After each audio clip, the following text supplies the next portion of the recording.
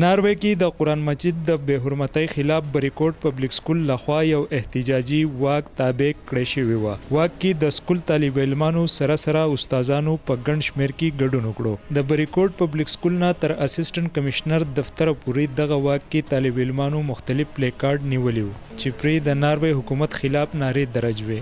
په دغه موقع ماشومانو د ناروے حکومت خلاف او د دین اسلام د سربلندۍ په حق کې نارې وهلې. حرمت رسول پر جان قربان ہے, حرمت قرآن پر جان قربان ہے.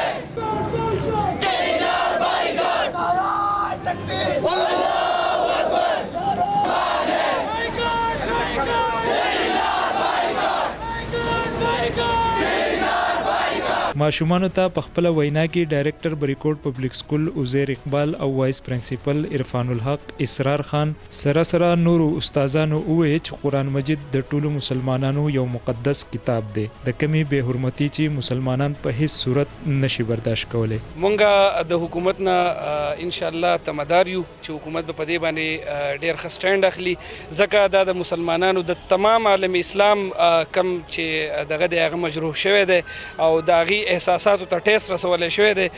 خاص کر حکومت پاکستان له پکار دی چې په دې باندې ایکشن واخلي.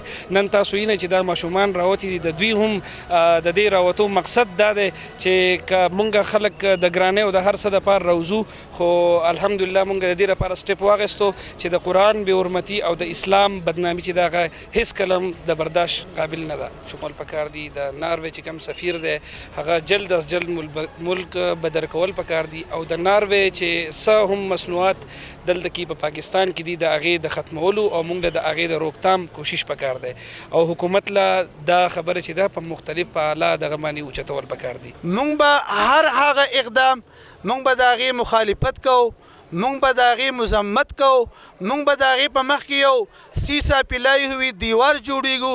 څوک چې زموږ د قرآن پاک سره هم ټکراو اخلي, څوک چې زموږ د قرآن پاک خلاف هغوی چې دی اقدامات کوي, د مسلمان چې دی په هغه په عقیده کې فرق راویستل غواړي, مسلمان چې دی هغه تتر پیتر کول غواړي, خو دیو ته نن ستاسو په ذریعه باندې زه دا پیغام پوره دنیا ته ورکوم چې مسلمان مخکې یو وسم یو دی په پوره دنیا کې چې په قرآن ته څوک هم د نقصان رسولو کوشش کوي. الله تعالی په قرآن پاک کې په خپله ویلي دي چې انا نحن نزلنا الذکر و انا له لحافظون.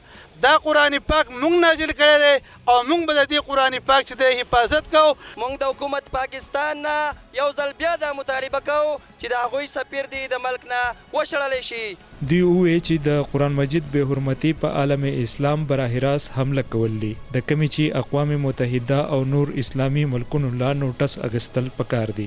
دوی د حکومت پاکستان نه غوښتنه وکړه چې د ناروې حکومت سره د سفارتي تعلقاتو ختمولو سره د هغې سفیر دی ملک بدر کړی شي او په ملک کې د ناروې مصنوعاتو بایکاټ وکړی شي. مظفر شاه, MP نیوز, بریکوټ, سوات.